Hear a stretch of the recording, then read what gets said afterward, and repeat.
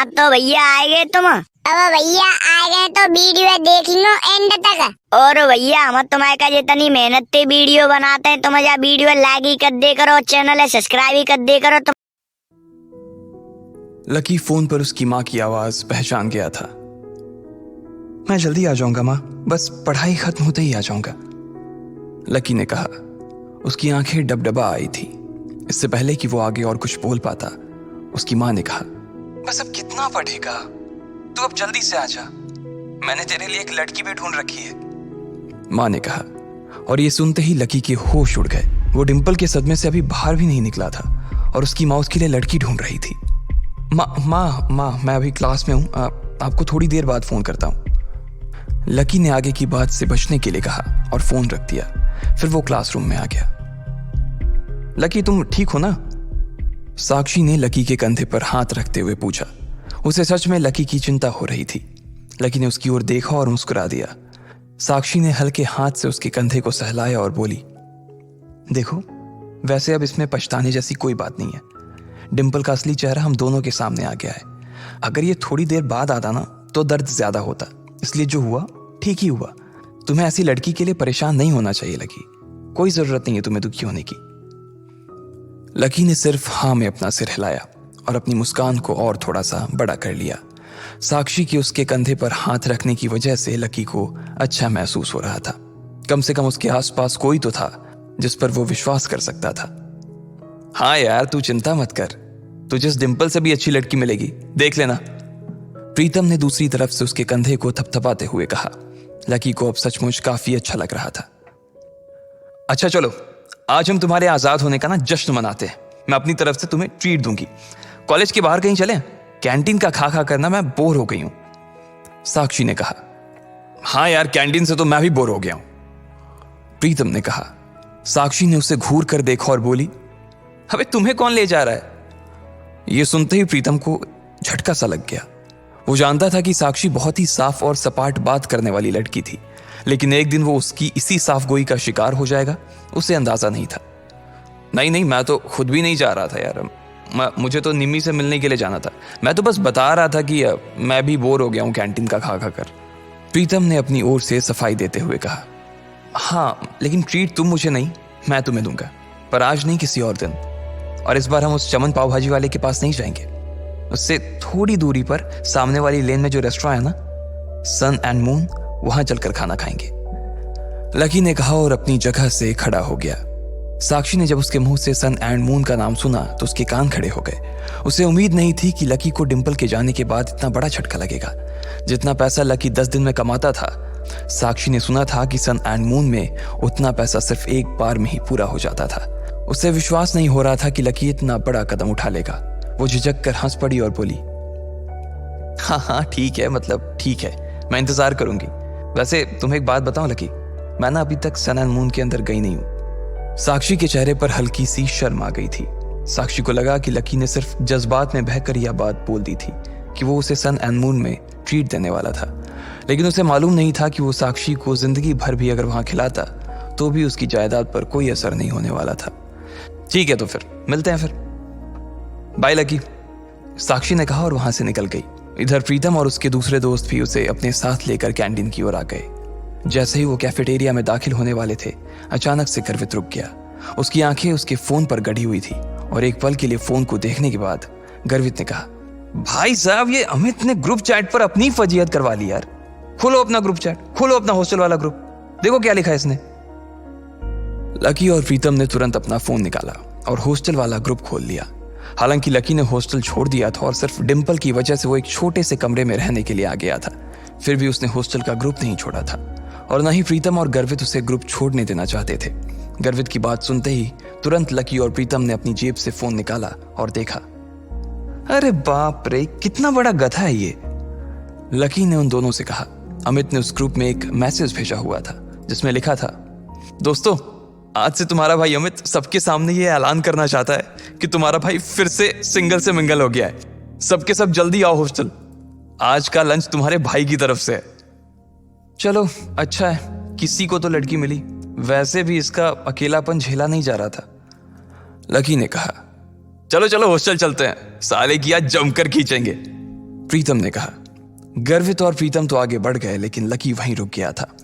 वो उनके साथ आने में थोड़ा सा झिझक रहा था। अबे क्या हुआ, तू क्यों रुक गया, भूख नहीं लगी है? गर्वित ने पूछा। लगी है यार, पर तुम लोग जाओ, मैं यहीं कुछ खा लूंगा। लकी ने अपनी नजर बचाते हुए जवाब दिया। अरे अब यहां किसके साथ खाएगा? तेरे साथ खाने वाली तो भी किसी और के साथ खा रही है, इसलिए चलना भाई, हमारे साथ खा लेना। वैसे भी अमित ने पूरे ग्रुप को बुलाया है, और पूरे ग्रुप में तू भी तो आता है। प्रीतम ने कहा। हाँ, पर लकी के पास इससे आगे कहने को कुछ नहीं बचा था। उसका मन तो उन दोनों के साथ जाने का बहुत कर रहा था, पर वो फिर से हॉस्टल नहीं जाना चाहता था। अब वो हॉस्टल का हिस्सा नहीं रह गया था, इसलिए उसे लग रहा था कि वहां खाना ठीक नहीं था। भाई मुझे मालूम है तू क्या सोच रहा है, लेकिन तुझे मालूम है कि हम क्या सोच रहे हैं? गर्वित ने कहा। क्या सोच रहा? लकी ने उत्साह में पूछा। प्रीतम और गर्वित दोनों मुस्कुराने लगे और लकी को देखकर बोले, आज के आज ही हम तेरा कमरा खाली कर देंगे। गर्वित ने कहा। क्यों खाली कर दोगे? लकी ने पूछा। क्योंकि तू फिर से हमारे साथ रहने के लिए आने वाला है साले। प्रीतम ने खुशी से उसके कंधे पर हाथ रखा और उसे खींचकर अपने साथ लाने लगा। लकी ये बात सुनकर खुश हो गया था। उसे लग रहा था कि डिंपल के जाने के बाद उस कमरे में वो अकेला हो जाएगा, लेकिन जब उसके ये दोस्त जिंदा थे तब तक वो उसे अकेले नहीं छोड़ने वाले थे। थैंक्स यार, तुम लोग हो तो मैं। इसके आगे लकी कुछ कह नहीं पा रहा था, लेकिन उसकी आंखों में दोस्तों के लिए प्यार साफ नजर आ रहा था। थोड़ी देर बाद जब वो तीनों हॉस्टल पहुंचे तो उन्होंने देखा कि एक लड़का और एक लड़की एक साथ एक पलंग पर हाथ पकड़कर बैठे हुए हैं। अरे तुम लोग वापस आ गए? अमित ने चौंकते हुए लड़की का हाथ छोड़ा और तीनों को देखने लगा। अमित का कद हॉस्टल के बाकी लड़कों से लंबा था। उसका शरीर दुबला और सुडौल था। वो खेल कूद में बहुत अच्छा था। बेबी ये मेरे दोस्त हैं। दोस्तों ये मेरी बेबी, मेरा मतलब है मेरी गर्लफ्रेंड है रोशनी, म्यूजिक सीख रही है। अमित ने कहा और रोशनी ने सबको हाई किया। फिर अमित बोला, रोशनी ये मेरे रूममेट्स हैं, गर्वित, प्रीतम और लकी। लकी अब हमारे साथ नहीं रहता, लेकिन हमारे दिल में अभी भी जिंदा है लकी, है ना लकी? अमित ने थोड़े मजाकिया अंदाज में कहा। हाँ अमित भाई, पहले नहीं रहते थे, लेकिन अब भाई साहब हमारे साथ फिर से रहने के लिए आ रहे हैं, इसलिए आपने इनके बिस्तर पर जो वे प्रोटीन के डब्बे जमा रखे हैं ना, उन्हें जरा हटा लीजिए। गर्वित ने कहा। यह सुनते ही अमित का चेहरा खुशी से खिल गया। वो चाहता तो यही था कि लकी, जो कि उन सब की जान था, वापस आ जाए, लेकिन वो ऐसे अचानक से वापस क्यों आ रहा था इस बात का उसे अंदाजा नहीं था। इसलिए उसने पूछा, पर क्या हुआ भाई, लैंडलॉर्ड से लड़ाई वड़ाई हो गई क्या? नहीं यार, ऐसा कुछ नहीं है, लकी ने धीमी आवाज में कहा। प्रीतम समझ गया था कि लकी को आगे की बात करने में शर्म आ रही थी, इसलिए इससे पहले कि अमित आगे कुछ बोलता, प्रीतम ने उसका बचाव करते हुए कहा, अरे भाई लाइफ है, कभी धूप कभी छांव, चलता रहता है, तू ज्यादा सवाल मत कर यार, पलंग खाली कर यार जल्दी। प्रीतम ने कहा और रोशनी की ओर इशारा कर दिया। अमित समझ गया था कि वो उसके सामने इस बारे में कुछ बात नहीं करना चाहता था। अमित ने भी कुछ नहीं कहा और उन पांचों के बीच एक खामोशी छा गई। अमित ने उस चुप्पी को तोड़ते हुए कहा, चलो तो फिर आज रॉबिन्स कैफे पर खाना खाने के लिए चलते हैं। रोशनी की रूममेट भी आने वाली है, तुम्हें और किसी को बुलाना है? लकी तो डिंपल को बुला देना, वो भी आ जाएगी। अमित ने जैसे ही ये कहा, गर्वित और प्रीतम उसे गुस्से से देखने लगे। प्रीतम ने तो अपना सिर ही पकड़ लिया था। अमित की मोटी बुद्धि में उसके छोटे छोटे इशारे कभी नहीं घुस सकते थे। ये बात वो अच्छी तरह से समझ गया था। इधर लकी और डिंपल के बारे में सिर्फ उन तीनों को ही नहीं, बल्कि पूरे हॉस्टल को पता था। अमित को यह बात मालूम थी कि लकी डिंपल को कभी किसी अच्छी जगह खाने पर नहीं ले जा पाता था, इसलिए उसने सोचा कि उसको ये मौका भी वो अपनी तरफ से ही दे दे।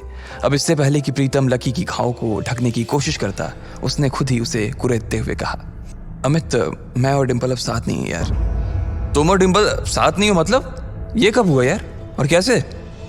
अमित ने लकी से पूछा। उसका मुंह सवाल पूछने के बाद भी खुला का खुला ही रह गया था। अब जो हो गया सो हो गया ना यार, सब आज ही जानना है क्या तेरे को? गर्वित ने उसे फटकारते हुए कहा। अमित समझ गया था कि इस बारे में बात करने के लिए सही मौका नहीं था। अमित हमें निकलना चाहिए यार, मेरी रूममेट्स का मैसेज आया है कि वो लोग निकल चुकी हैं। वो लोग पहले से ही बहुत भूखी हैं और अगर हमने उन्हें वेट कराया ना तो वो मुझे ग्रिल करेंगी यार। रोशनी ने कहा। हाँ अब ऐसा है तो प्रीतम जी, गर्वित जी और लकी जी, आप अपने अपने कपड़े बदलो। प्रीतम तू लकी को कुछ बढ़िया से दे देना यार, और प्लीज सब लोग जल्दी तैयार हो जाओ, हम लोग बाहर इंतजार कर रहे हैं, अमित ने कहा और रोशनी का हाथ थाम कर बाहर आ गया। इधर प्रीतम ने कमरे का दरवाजा बंद कर लिया था। अमित और रोशनी कमरे के बाहर थे, जहां अमित बार बार कमरे के दरवाजे की ओर देख रहा था। वहीं रोशनी अपने हाथ बांधे और मुंह फुलाए बरामदे के उस पार देख रही थी। जब अमित की नजर रोशनी पर पड़ी तो वो समझ गया कि कोई तो बात थी, जिस तरह से वो हाथ बांध कर खड़ी थी उससे साफ समझ आ रहा था कि रोशनी को किसी बात पर तो गुस्सा आ रहा था। क्या हुआ बेबी, कुछ हुआ है क्या? अमित ने पूछा। नहीं कुछ नहीं यार, बस ऐसे ही, रोशनी ने कहा और अपना चेहरा दूसरी ओर घुमा लिया। बोलो ना बेबी, क्या हुआ? मेरी कोई बात बुरी लग गई क्या आपको? अमित ने फिर से पूछा। रोशनी ने एक बार के लिए उसे देखा और फिर एक गहरी सांस लेते हुए बोली, तुम्हें ऐसा नहीं लगता कि तुम्हारे ये जो रूममेट्स हैं ये बहुत ही एवरेज हैं? मतलब तुम खुद को देखो ना गर्वित की शक्ल अच्छी है, ना प्रीतम की पर्सनालिटी में कोई अपील है, और चलो लकी तो फिर भी थोड़ा बहुत अच्छा लगता है, लेकिन वो जिस तरह से रहता है, जिस तरह के कपड़े पहनता है, उससे साफ दिखता है कि उसकी जेब टाइट है। अब ऐसे लोगों को मैं अपने रूममेट्स के सामने कैसे ले जाऊंगी यार, बताओ? अमित को उसकी बात सुनकर मन ही मन काफी अजीब लगा। हम सिर्फ खाना खाने ही तो जा रहे हैं, हम कोई ब्लाइंड डेट थोड़ी सेट कर रहे हैं इनके और तुम्हारे रूममेट्स के बीच, तो तुम फिर इतना परेशान क्यों हो रही हो? तुम्हें ऐसा लग रहा है कि मेरे रूममेट बाहर इतनी दूर इतनी धूप में सिर्फ खाने के लिए आ रही हैं? अमित तुम सच में डम्ब हो। अरे उन्होंने भले ही मेरे फेस पर ये बात ना कही हो, लेकिन मैं जानती हूँ ना कि वो सिर्फ तुम्हारे रूममेट्स के लिए मिलने आ रही हैं। क्या पता किसी को कोई पसंद आ जाए तो। मैंने तुम्हारी फोटो दिखाई थी, तुम्हें देखते ही सबकी जुबान ऐसे ही लप होने लगी थी और उन्हें लगा कि तुम्हारे रूममेट्स भी तुम्हारे जैसे ही होंगे, इसलिए वो भी मुझे उन सबको भी खाने पर लाने के लिए कह रही थी। रोशनी ने चिढ़ते हुए कहा, हाँ बेबी सॉरी, मुझसे गलती हो गई, मैंने तुम्हें बताया नहीं कि मेरे रूममेट्स बायोलॉजी सेक्शन से हैं। अमित ने कहा, असल में वो था सपोर्ट कोटा से, लेकिन वहां पर जगह नहीं थी, इसलिए उसे लकी की डोरमेट्री में शिफ्ट कर दिया गया था। अब इससे मैं क्या करूं? तुम ये सब मुझे अब बता रहे हो? मैं लंच ही कैंसिल कर देती हूँ, बोल दूंगी कि अमित का ट्रेनिंग सेशन शुरू हो गया है।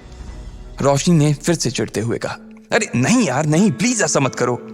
अमित ने उसके आगे हाथ जोड़ते हुए कहा, अगर ऐसा हो जाता तो प्रीतम और गर्वित उसकी नाक में दम कर देते। वो दिखता पहलवान सा था, लेकिन उसे इन दोनों से बहुत डर लगता था।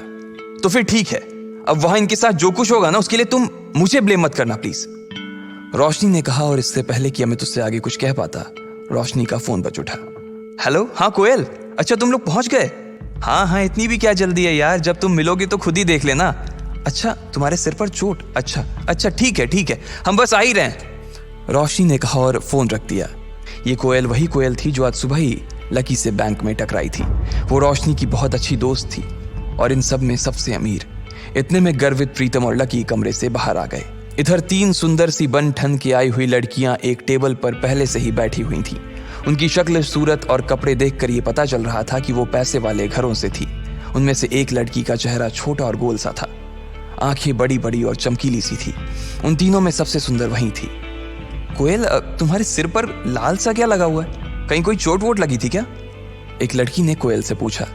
कोयल ने तुरंत अपना फोन निकाला और फिर अपने सिर पर लगी चोट को देखने लगी और कहा, हाँ यार, आज सुबह मैं अपने पापा के साथ न्यू सिटी बैंक